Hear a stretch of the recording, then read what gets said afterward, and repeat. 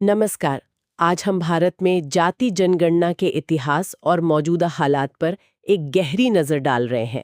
खासकर वो 1931 की जनगणना, जो आखिरी बार हुई थी जब सब जातियों की गिनती हुई थी।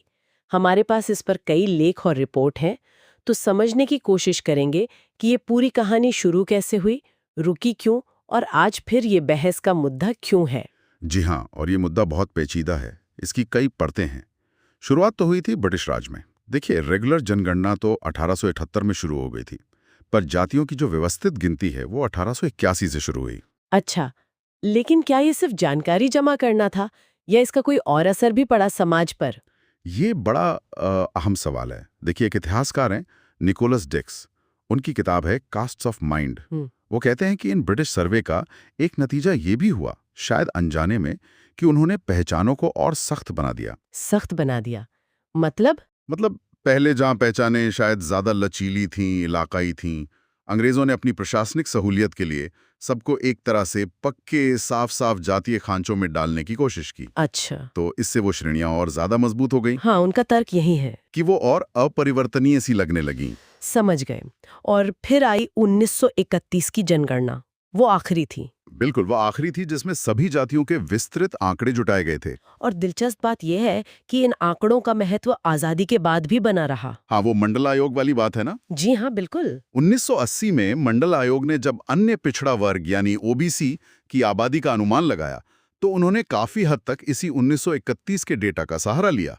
उनका अनुमान था लगभग 52%। बाप रे, मतलब 50 साल पुराने आंकड़ों पर आधारित। हाँ, उस वक्त वही सबसे विस्तृत उपलब्ध आंकड़े थे। तो फिर आजादी के बाद हमारी अपनी सरकार ने ये विस्तृत गिनती क्यों बंद कर दी? देखिए, मुख्य चिंता ये थी, और कई विश्लेषक जैसे डॉक्टर आरवी भगत हैं, वो भी यही कहते हैं कि अगर आप लगातार जाति के आधार पर आंकड़े जमा करते रहेंगे तो इससे जातीय पहचान शायद और मजबूत हो जाएगी। अच्छा, विभाजन बढ़ने का डर। हाँ, बिल्कुल। और जो एक जाति विहीन समाज बनाने का लक्ष्य था, उसमें ये एक तरह की बाधा बन सकता था।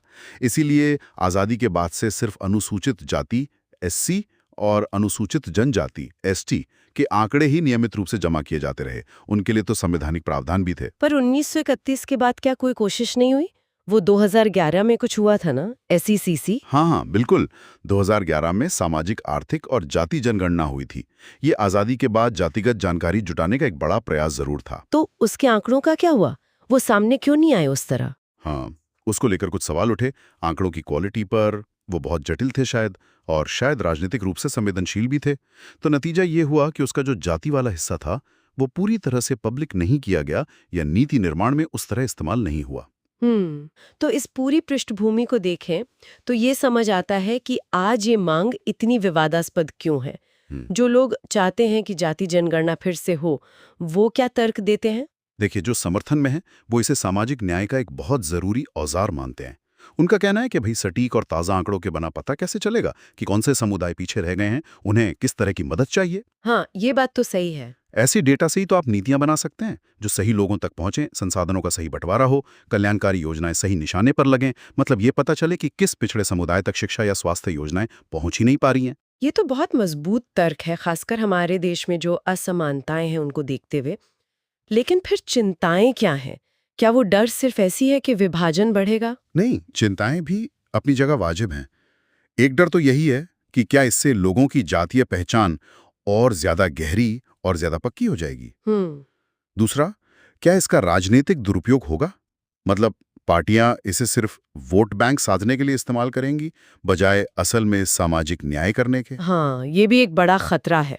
और तीसरा, क्या ये हमें उस लक्ष्य से और दूर ले जाएगा कि कभी जाति खत्म हो? तो ये एक तरह की दुविधा है। एक तरफ सामाजिक बराबरी लाने की जरूरत और दूसरी तरफ विभाजन और राजनीतिकरण का डर। बिल्कुल। और जो स्रोत हमने देखे हैं वो भी यही इशारा करते हैं कि ये एक दो धारी तलवार है। इसमें सामाजिक बराबरी लाने की बहुत संभावना है, लेकिन समाज को बांटने या राजनीतिक हथियार बनने का खतरा भी उतना ही है। तो सब कुछ इस पे निर्भर करेगा कि इसे किया कैसे जाता है। नियत क्या है? हाँ, बिल्कुल। इरादा क्या है, कितनी पारदर्शिता है और लागू कैसे किया जाता है। क्या आंकड़ों का इस्तेमाल वाकई नीतियां सुधारने और मौके बढ़ाने के लिए होगा, या फिर पहचान की राजनीति को हवा देने के लिए?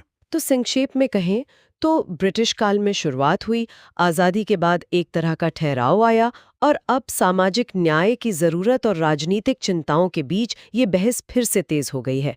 इस पूरे इतिहास और आज की बहस को समझना मेरे ख्याल से आज के भारत की राजनीति, समाज और नीतियों को समझने के लिए बहुत जरूरी है। बिल्कुल। ये दिखाता है कि डेटा कभी सिर्फ डेटा नहीं होता, उसके सामाजिक और राजनीतिक मायने हमेशा बहुत गहरे होते हैं। और इसी के साथ हम अपने श्रोताओं के लिए एक सवाल छोड़ जाते हैं।